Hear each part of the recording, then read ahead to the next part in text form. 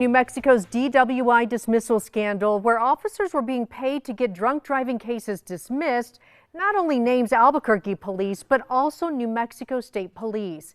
Now, after facing questions from News 13 investigative reporter Gabrielle Burkhart, we're finally hearing from the governor and the state's top cop about the reaction to the massive corruption case. This legislative session, Governor Michelle Lujan Grisham says, is focused on improving public safety. We have a constitutional right to feel safe in our homes, in our churches, in our schools, in our neighborhoods. And we have to have the right balance of consequences and interventions and prevention. And this is the session to do it all.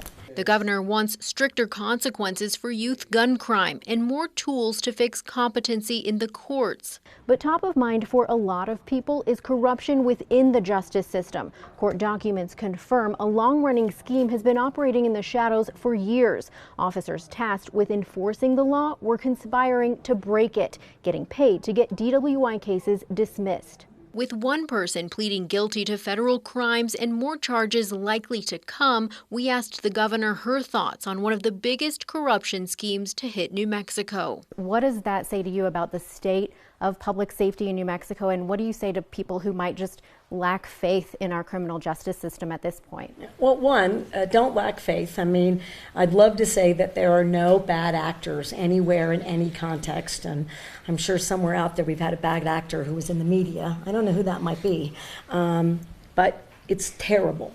Suggesting there could be bad actors with any agency. We first learned, thanks to media reporting, that the FBI has indicated that there might be state police involvement. Swift and deliberate action. The governor went on to suggest auditing decades of officer failure to appear notices in court cases. But we have to lean in when we have notice about what we can do to minimize that kind of bad, unacceptable behavior.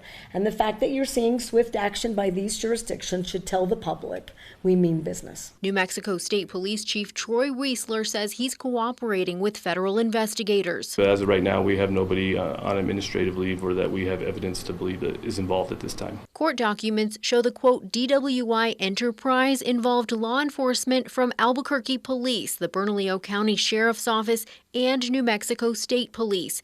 Chief Weisler says the scheme tarnishes the work of good law enforcement officers, and State Police is conducting an internal audit. At the end of the day, nobody's more upset than us when we see something like this happen. And so, we're going to rededicate ourselves to making sure that we earn the public's trust every day. Gabrielle Burkhart, KRQE Investigates. Chief Weisler says if state police determines members of the department were involved in the scheme, they will be dealt with, quote, swiftly and decisively. State police is also asking anyone with information related to the scheme to come forward and contact the FBI.